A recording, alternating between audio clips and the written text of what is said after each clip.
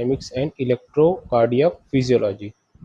तो ये आपका फार्माकोलॉजी 2 का फर्स्ट यूनिट का चैप्टर है जो आपका सीवीएस के अंदर में आता है कि आप जब सीवीएस पढ़ेंगे, आप सीवीएस ड्रग पढ़ेंगे, मतलब कार्डियोवास्कुलर ड्रग, कोई भी कार्डियोवास्कुलर डिसऑर्डर होता है उसके लिए आप ड्रग पढ़ेंगे, तो उसमें आपका सबसे पहले आपको जानना पड़ेगा कि वो डिसऑर्डर हुआ क्यों है, मतलब हार्ट में आपका कहाँ पे क्या प्रॉब्लम हुआ उसके कारण से वो डिसऑर्डर हुआ है। तो उसी को जानने के लिए हम यहाँ पढ़ रहे हैं introduction to haemodynamics. Haemodynamics means हो गया आपका ऐसा चीज या ऐसा प्रिंसिपल जो ब्लड फ्लो को डिस्क्राइब करते हैं, ब्लड फ्लो कैसे होता है उसको डिस्क्राइब करता है। और इलेक्ट्रोकार्डियक फिजियोलॉजी मीन्स आपका हार्ट को फंक्शन करने के लिए जो उसमें कंडक्शन सिस्टम होता है, जो इलेक्ट्रिसिटी फ्लो होती है, उससे रिलेटेड चीज़ें देखेंगे हम। तो हम स्टार्ट करते हैं आपका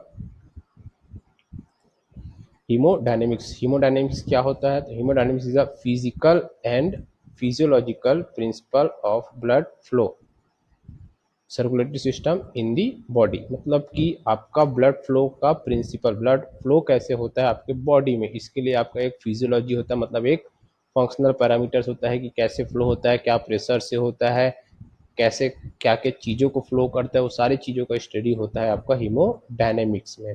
तो अब हीमोडायनेमिक्स में हम देखेंगे कि आपका क्या क्या स्टडी होता है। देन तो आपका हम पूरा देखते हैं कि आपका ब्लड कंपोजिशन क्या क्या होता है। तो ब्लड कंपोजिशन हमने पहले भी पढ़ा हुआ है कि अप्रॉक्सीमेटली आपको 45% बायो सॉलिड होता है, जिसको हम बोलते हैं सेलुलर कंपोनेंट, और आपका 55% जो होता है लिक्विड होता है। तो सॉलिड जो होता है उसमें आपका red blood cell, white blood cell और प्लेटलेट्स होता है।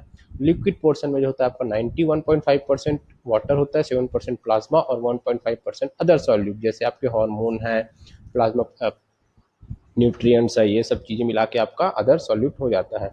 ब्लड का फंक्शन देखेंगे तो ये ट्रांसपोर्टेशन का काम करता है, किसको किसको ब्लड गैसेस जो ऑक्सीजन कार्बन डाइऑक्साइड होता है उनका, न्यूट्रिएंट्स का, वेस्ट का, जो आपकी बॉडी में न्यूट्रिएंट्स हैं जो वेस्ट हैं उन सबका भी ट्रांसपोर्ट आपका ब्लड के थ्रू होता है। हीमोस्टेसिस ऑफ पीएच, तो पीएच को मेंटेन करने का काम भी ब्लड का होता है, बॉडी टेम्परेचर को भी मेंटेन करता है, वाटर कंटेंट को भी मेंटेन करने का काम किसका है? ब्लड का है। और साथ ही साथ उसका काम है प्रोटेक्शन का, प्रोटेक्शन का काम भी आपका ब्लड का होता है।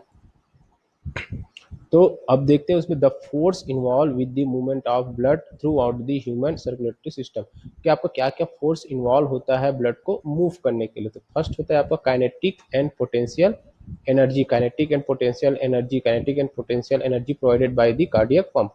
तो आपका जो कार्डियक पंप होता है उसके थ्रू, मतलब आपका जब हार्ट जो है पंप करता है तो उस कंडीशन में हार्ट पंप करने के टाइम पे जो एनर्जी लगती है वो काइनेटिक एनर्जी होती है, और वॉल्स को फैलाने के लिए, स्टोर करने के लिए जो कंडीशंस होते हैं वो पोटेंशियल एनर्जी में कन्वर्ट होता है, मतलब आपको काइनेटिक एनर्जी जो है पोटेंशियल एनर्जी में कन्वर्ट होता है।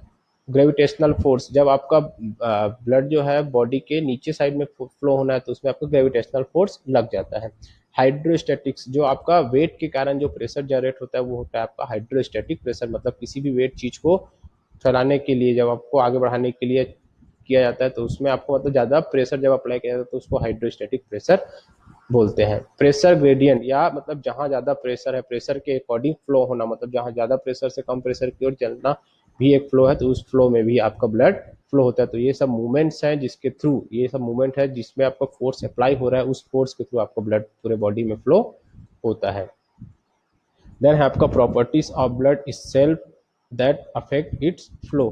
तो विस्कोसिटी, ब्लड की जो विस्कोसिटी होती है वो वाटर से 1.5 गुना ज़्यादा होती है, तो वो विस्कस होता है, एकदम ज़्यादा थिक भी होता है, एकदम थिन नहीं होता, तो इसलिए उसको फ्लो भी मेंटेन रहता है।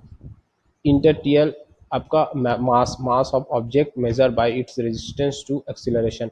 तो आपका मास मतलब कितने मास का है उसके अकॉर्डिंग हम उसमें क्या करते हैं? एक्सीलरेशन, मतलब उसमें फोर्स अप्लाई करते हैं। तो वो भी चीज़ें आपका ब्लड को जाता है कि ब्लड क्या करता है, कैसा मास है, मतलब सामने वाले का मास कैसा, मतलब सामने वाले का वेट कैसा है, उसके अकॉर्डिंग वो फ्लो होता है, फोर्स लगा के फ्लो होता है। वॉल्यूम ऑफ ब्लड, वॉल्यूम जहाँ ज़्यादा होगा वहाँ पे फ्लो प्रॉपर्टी भी ज़्यादा होगी, मतलब ज़्यादा वॉल्यूम के साथ फ्लो होना ईजी होता है।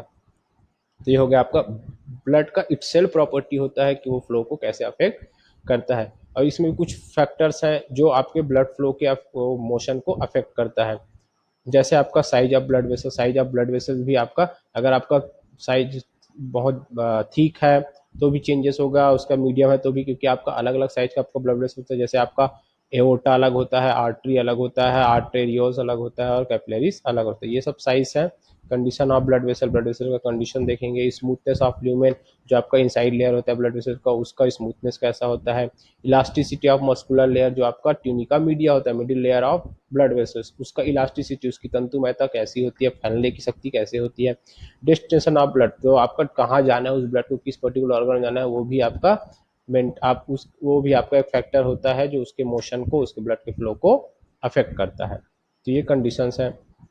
तो आपके कुछ डेफिनेशन है, जैसे आप pressure force per unit area, जो आपका प्रेशर होता है वो फोर्स का यूनिट है, एक टाइप का फोर्स जो लगता है वो है। तो यूनिट आपका अलग अलग होता है, न्यूटन पर मिनट स्क्वायर भी होता है, पास्कल भी होता है, एटमॉस्फेयर भी होता है, और आपका mmHg भी होता है।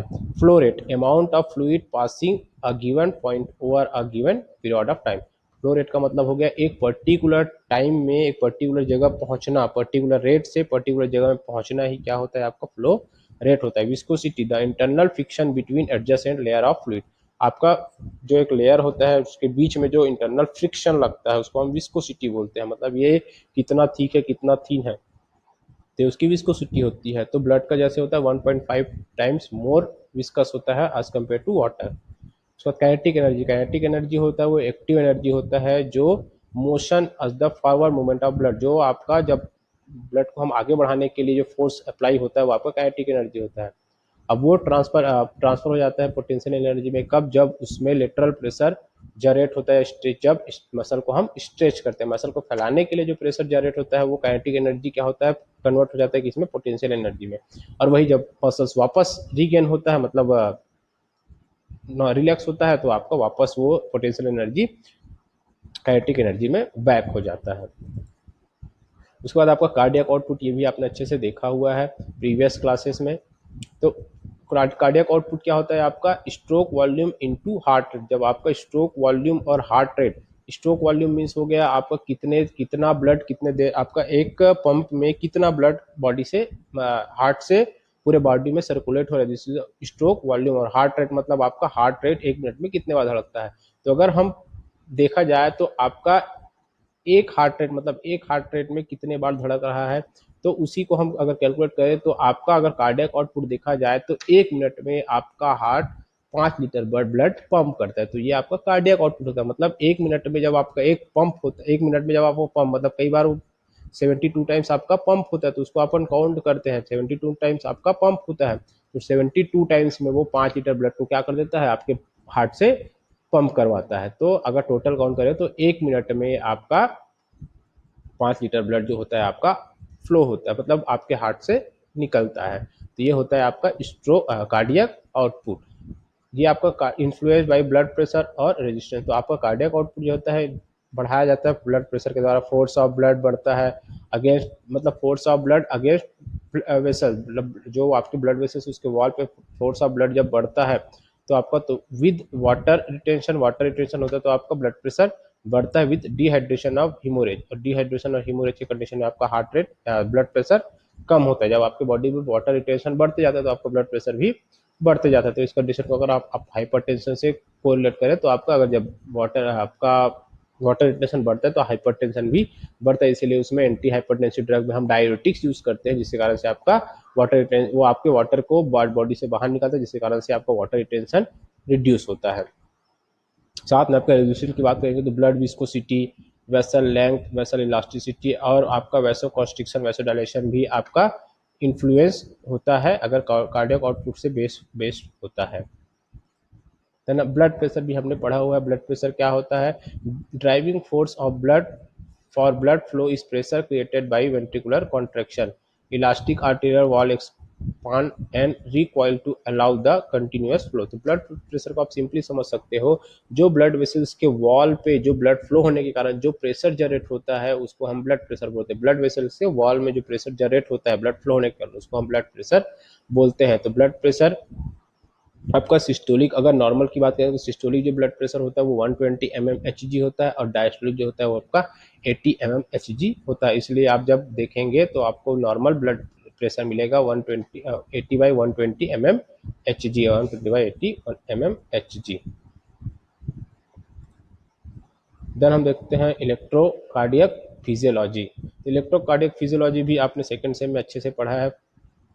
उसमें क्या होता है कि आपका हार्ट कैसे काम कर रहा है यही देखा जाता है कि आपने ए से नोड पढ़ा, pacemaker, A B node पढ़ा, फिर आपने बंडल ऑफ हिंस पढ़ा, उसके बाद आपने पुरकिंजे फाइबर पढ़ा जो आपके दो पार्ट में डिवाइड होता है, लेफ्ट और राइट। तो इसी में आपको जब ए से नोड से इलेक्ट्रिक करंट जनरेट होता है तो वो ए से नोड से ए बी नोड में जाता है, फिर ए बी नोड से बंडल ऑफ हिंस में, उसके बाद वो आउटर एपेक्स में जाता है आपके हार्ट के, जिसके कारण से आपका हार्ट कॉन्ट्रैक्ट और रिलैक्स होता है। तो कॉन्ट्रैक्शन का प्रोसेस जो होता है इलेक्ट्रिक कंडक्शन के कारण होता है, जिससे आपको ब्लड फ्लो, आपके हार्ट से ब्लड निकलता है और आपकी पूरे बॉडी में फ्लो होता है। तो ये होता है आपका इलेक्ट्रोकार्डियक फिजियोलॉजी। तो इसमें भी आपने बहुत सारे चीज़ देखा, पल्मोनरी सर्किट, सिस्टेमिक सर्किट जो रिलेटेड होता है उसमें आपका S A node A B node both आ जाता है। देन आपका कुछ कुछ की टर्म्स हैं, जैसे आपका डीपोलराइजेशन, रीपोलराइजेशन। डीपोलराइजेशन मीन्स आपका movement of positive ions, sodium ion, potassium ion, calcium ion across cell membrane causing inside cell becomes more positive. जब आपका सेल मेम्ब्रेन का इनसाइडर पॉजिटिव होता है तो आपका डीपोलराइजेशन होता है। मतलब आपने ग्राफ देखा था तो उसमें आपका ग्राफ ऊपर चढ़ता है तो वो पॉजिटिव एनर्जी के कारण ही ऊपर चढ़ता है। जब उसमें पॉजिटिविटी कम होती जाती है तो वो आपका रीपोलराइजेशन हो जाता है, और बहुत ज़्यादा निगेटिविटी हो जाती है तब आपका हाइपर पोलराइजेशन हो जाता है, जिसके कारण से आपको कोमा का कंडीशन या हार्ट अटैक का कंडीशन आता है। तो ये होता है आपका डीपोलराइजेशन एंड रीपोलराइजेशन। ये भी आपने अच्छे से देखा है। तो आपने जब पढ़ा था मसल कॉन्ट्रैक्शन तो आपने यही सब चीज़ें देखा था। देन हम देखते हैं इलेक्ट्रोकार्डियोग्राफ आपका ग्राफ वाइज कैसे बनता है।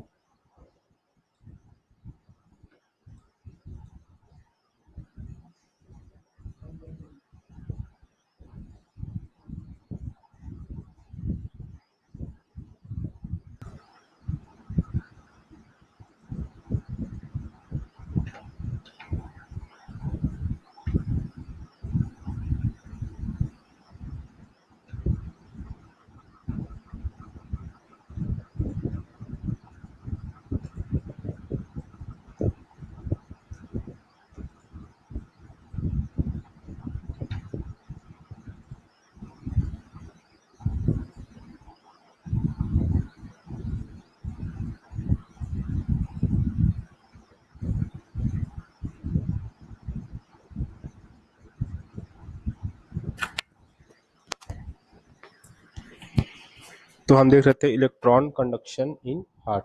तो अगर हम पॉइंट वाइज देखें तो आपका फर्स्ट पॉइंट जब हम देखते हैं तो आपका फर्स्ट पॉइंट में आप ये देख रहे हैं कि एसी नोड डीपोलराइजेशन, मतलब यहाँ से अब एसी नोड में क्या होगा, एनर्जी मतलब आपका करंट जो है जनरेट होगा, उसके बाद ये आगे बढ़ते जाएगा। तो अपन सेकंड पोजीशन देखते हैं। सेकंड पोजीशन में आपको थोड़ा सा ब्लूइनिश दिख रहा है जहाँ पे आपका एरो साइन है। तो इस सेकंड को अगर पढ़ेंगे तो आपका क्या होता है, electrical activity goes rapidly to AV conduct AV node via inter nodal pathway. मतलब आपका जो एसे नोड से जो इलेक्ट्रिकल जो कंडक्शन जनरेट हुआ है वो इंटर नोडल पाथवे के थ्रू आपके एसे नोड से जो कंडक्शन जनरेट हुआ है वो इंटर नोडल पाथवे के थ्रू वो एवी नोड तक जाएगा। उसके बाद आपका थर्ड फेज होता है जिसमें आपका depolarization spread more slowly across atria conduction slows through एवी।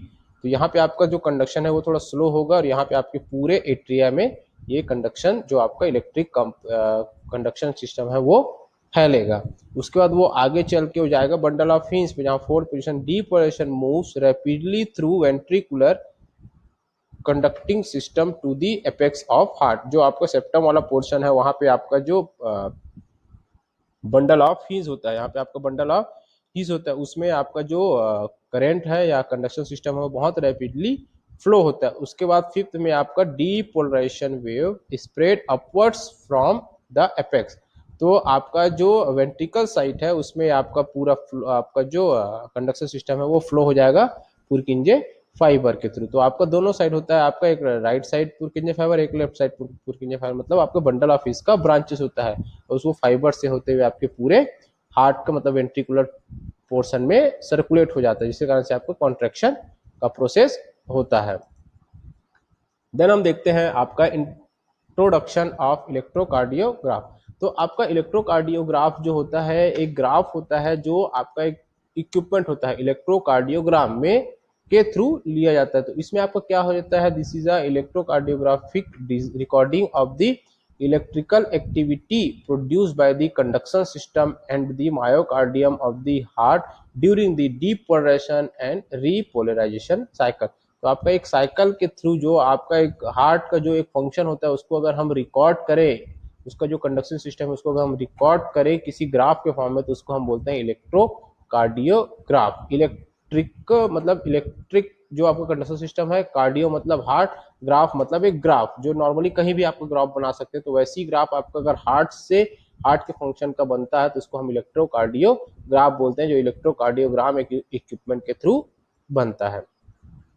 इसके बारे में भी आप देख सकते हैं कि ये आपका 1800 टू 1900 के बीच में था। डच एक फिजियोलॉजिस्ट थे, Willie Einthoven developed earlier into electrocardiogram. He won the Nobel Prize for his invention in 1924। तो इसके इन्वेंशन के लिए उसको नोबेल प्राइज भी मिला था। देन हम देखते हैं कि प्रिंसिपल ऑफ इलेक्ट्रोकार्डियोग्राफी। प्रिंसिपल क्या होता है आपका, as electrical depolarization spread through a tissue, current flows between adjacent deep polarized region। The separation of charge across the finite resistance is a dipole which is detected as a voltage by voltmeter।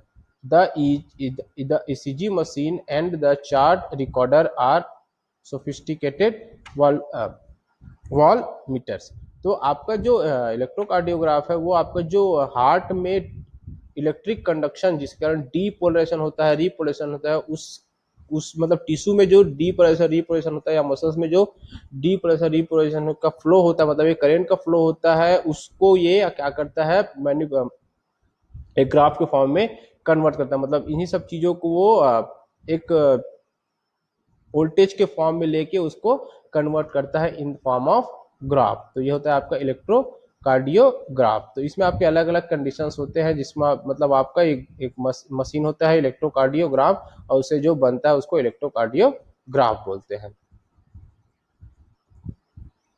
तो अब आपका the ECG tells three things, मतलब ECG आपका तीन चीजों को बताता है। Electrical conduction problem in heart, जो आपका इलेक्ट्रिकल प्रॉब्लम होता है, मतलब ईसीजी को अगर आप डिवाइड करेंगे तो ई का मीनिंग अगर आप देखेंगे तो इलेक्ट्रिकल कंडक्शन प्रॉब्लम मतलब आपका कंडक्शन प्रॉब्लम, करंट सप्लाई अच्छे से नहीं हो रहा है ये मानते हैं, तो इलेक्ट्रिकल कंडक्शन में प्रॉब्लम होता है हार्ट में। सी का मतलब होता है कार्डियक इनलार्जमेंट, जब आपका कार्डियक का साइज जो है चेंज हो जाता है तब बड़ा हो जाता है मान के चलते हैं। और जी होता है आपका कार्डियक डैमेज का जी। तो अगर आप शॉर्टली याद करेंगे तो आप ईसीजी मतलब ऐसे याद कर सकते हैं कि अगर कार्डियक डैमेज भी हो गया तो भी आपका जो ईसीजी है उसको वो क्या करेगा, वैल्यूएट करेगा। तो अगर आप कोरिलेशन करेंगे आपका ईसीजी एंड इलेक्ट्रिकल इवेंट में, तो आपका ये आपका पूरा चार्ट बनता है, जहाँ पे आपका यहाँ से स्टार्ट हुआ, जब आपका फर्स्ट पोर्शन होता है जहाँ पे आपका पी वेव आपका एट्रियल डीपोलराइजेशन होता है तो आपका ग्राफ थोड़ा सा बढ़ता है। देन आपका this is a second position atrial contract, जब आपका एट्रियम जो है कॉन्ट्रैक्ट होता है तो आपका एक ग्राफ बन जाता है पी वेव का, उसके बाद थोड़ा सा नीचे आता है फिर आगे बढ़ता है जहाँ पे थोड़ा रिलैक्सेशन। देन आपका जो कंडक्शन सिस्टम है वो आपके पुरकिंजे फाइबर मतलब एपेक्स ऑफ हार्ट में चलता है, जिसके कारण से आपका क्यू वेव बनता है। तो पी क्यू वेव बनता है, देन क्यू थोड़ा सा नीचे जाता है क्योंकि आपका रिलैक्सेशन मोड है, थोड़ा स्लो होता है इस कारण से। उसके बाद वो आपका पुरकिंजे बंडल ऑफ फिश से वो आपका इलेक्ट्रिक कंडीशन आपका धीरे से फ्लो होता है पुरकिंजे ऑफ फाइबर में, जिसके कारण से आपका ग्राफ सडनली बढ़ता है क्योंकि यहाँ पे रैपिडली फ्लो होता है। तो आपका जो ग्राफ है वो आर वेव में चला जाता है, क्यू से आर वेव जो रैपिडली इंक्रीज होता है। देन वो पूरे वेंट्रिकल्स में ऊपर आप एपेक्स के ऊपर में आपको फैलता है, जिसके कारण से आपका एक ग्राफ जो आर है वो धीरे से नीचे आके क्या हो जाता है, मतलब आपका रिलैक्स होता है। देन थोड़ा सा बढ़ने के बाद वो बढ़ता है, जिसके कारण से आपका एस वेव बनता है। एस वेव के बाद वो आपका पूरे वेंट्रिकल्स में अच्छे से फैल जाता है, जिसके कारण से आपका वेंट्रिकल कॉन्ट्रैक्ट हो जाता है। वेंट्रिकल कॉन्ट्रैक्ट हो जाता है तो आपका वो एस ग्राफ है। देन वो थोड़ा सा बढ़ता है, देन वो आपका रीपोलराइजेशन का वर्क चालू हो जाता है। रीपोलराइजेशन आफ्टर डीपोलराइजेशन मतलब वहां पे अब एक्टिविटी धीरे धीरे डिक्रीज हो जाती है। तो टी वेव क्या होता है, वेंट्रिकुलर रीपोलराइजेशन का होता है, जो आपको वेंट्रिकल्स है वो वापस से रिलैक्स होता है। तो ये आपका रीपोलराइजेशन का प्रोसेस हो गया। तो ये उसके बाद आपका एक पूरा साइकिल बन जाता है। उसके बाद आपका पी, ये आपका पूरा पी PQRST आपका ये ग्राफ बन जाता है। और यही एक ग्राफ एक सेगमेंट होता है। उसके बाद ये आपका कंटिन्यूअस साइकिल आपका electrical events of the cardiac cycle ये आपका चलते रहता है। तो ये आपका ये चीजें हमने देखा, ये आपका पूरा एक ग्राफ है जो आपका चलते रहता है। तो अगर आप क्या दो अगर देखा जाए तो what types of pathology can be identify in the study of ECG. अगर ईसीजी करने पे हमको क्या क्या चीजें पता लगाई जा सकती है, तो आप अरिदमिया मतलब आपका रिदम सही है कि नहीं, आपके हार्ट का रिदम सही है कि नहीं है, जो आपका लव डब का प्रोसेस होता है वो सही से चल रहा है कि नहीं, ज्यादा स्पीड तो नहीं चल रहा, ज्यादा धीरे तो नहीं चल रहा, ये देखा जाता है। मायोकार्डियल इस्चेमिया इन्फाक्शन मतलब आपके ब्लड का फ्लो कम तो नहीं हो गया, ऑक्सीजन का फ्लो कम तो नहीं हो गया है, जिससे आपका मायोकार्डियल जो मसल्स है वो अच्छे से फंक्शन नहीं कर पा रहे, वो भी आप आइडेंटिफाई कर सकते हैं। पेरिकार्डाइटी जो आपका पेरिकार्डियल मसल होता है उसमें अगर कोई डिफेक्ट आ गया तो उसको भी आप आइडेंटिफाई कर सकते हैं। इसी सब वे के थ्रू ही आप वेव जो आपका PQRS वेव बनता है उसके थ्रू ही आप आइडेंटिफाई कर सकते हैं। चैम्बर हाइपरट्रॉफी, किसी कोई चैम्बर आपका साइज इंक्रीज तो नहीं हुआ, ये भी आप इलेक्ट्रोलाइट डिसबैलेंस भी आप देख सकते हैं, जिसमें आपका हाइपरकैलेमिया हाइपोकैलेमिया आप देख सकते हैं, जो आपका कैल्शियम आयन है तो आपका उसका लेवल जो है आपका बढ़ गया या कम हो गया, उसको भी आप देख सकते हैं। ड्रग टॉक्सिसिटी भी आप स्टडी कर सकते हैं इस वेव के थ्रू। देन हम बात करते हैं आपका कौन कौन सा वेव किस किस चीज के लिए, जो आपका क्या क्या जो आपके वेव हैं, जो आपके PQRST वेव है वो किस किस डिसीज के लिए रिस्पॉन्सिबल होता है। मतलब देखा जाता है अगर आपका जो P वेव है अगर वो लार्जर हो गया तो आप उसको मान सकते हैं कि आपका जो एट्रियम का साइज है वो लार्ज हो गया है। अगर आपका Q वेव लार्ज हो रहा है तो आप मान सकते हैं कि आपको मायोकार्डियल इंफ्रैक्शन मतलब आपका हार्ट अटैक का चांसेस है। इनलार्ज आपका अगर आर वेव इनलार्ज हो रहा है तो आपको वेंट्रिकल्स इनलार्ज होने का प्रॉब्लम है। फ्लैटनेट अगर आपका टी जो वेव है, जो आपका एक वेव बनता था ऐसा आपका वेव बनता था, वो क्या हो गया अगर फ्लैट हो गया एकदम सीधा हो गया तो आपको कोरोनरी आर्टरी डिसीज है। वैसे ही आपका इंटरवल में अगर आपका इंटरवल मतलब दो ग्राफ के बीच में दो सेगमेंट के बीच में अगर आपका कहीं चेंजेस है अब नॉर्मलिटीज है तो भी आपको डिसीज हो सकता है। जैसे PQ इंटरवल में अगर वो आपका ज्यादा लंबा है, P से Q के बीच का जो लेंथ है वो ज्यादा लंबा हो जा रहा है तो आपको कोरोनरी आर्टरी डिसीज है या तो आपका रूमेटिक फीवर है। अगर आपका ST जो सेगमेंट है वो बढ़ गया, ST सेगमेंट अगर बढ़ा हुआ है तो आपको एक्यूट मायोकार्डियल इंफाक्शन है या आपको हाइपर कैलेमिया है। वैसे ही आपका ST सेगमेंट जो है आपका कम हो गया है बिलो बेस लाइन मतलब आपके बेस लाइन से कम हो गया तो आपको एनोक्सिया ऑफ हार्ट मसल मतलब आपके हार्ट मसल्स में अच्छे से ऑक्सीजन मतलब ऑक्सीजन का सप्लाई अच्छे से नहीं हो पा रहा है। देन अगर QT इंटरवल आपका अच्छे से बहुत ज्यादा बढ़ गया है, Q और T के बीच में जो आपका गैप है वो बढ़ गया है, प्रोलॉन्ग हो गया, तो आपको मायोकार्डियल डैमेज है या आपका हार्ट अटैक या आपका कोरोनरी इस्चेमिया या आपका कंडक्शन एबनॉर्मलिटीज या एनोमलीज हो सकता है। तो मतलब आपका ये जो कंडीशंस है जो आपके वेव्स हैं उनमें अगर आपको एबनॉर्मलिटीज है तो आपको समझ में आ सकता है कि आप क्या क्या डिसीज के कंडीशंस हो सकते हैं। तो अगर हम ईसीजी एबनॉर्मलिटीज की बात करेंगे तो ये भी आपका एक arrhythmia conduction of failure of AV node. तो आपका एवी नोड का फेलियर है जिसमें आपका ये कंडीशन है जहाँ पे आपका पी वेव तो यहाँ बन देखिए आपका ये अगर नॉर्मल कंडीशन की बात करें तो आपका नॉर्मल है, यहाँ पे आपका सिर्फ पी वेव ही बन रहा है। पी के बाद अब वो आपका ऐसे नोट तो बना, ऐसे नोट के बाद जो आपका ग्राफ एवी नोट तो जाना चाहिए, जो आपका कंडक्शन एवी नोट तो जाना चाहिए वो अच्छे से नहीं जा पाया, जिसके कारण से आपका ये यहाँ पे आपका QRST नहीं बना, यहाँ पे भी आपका QRST नहीं बना।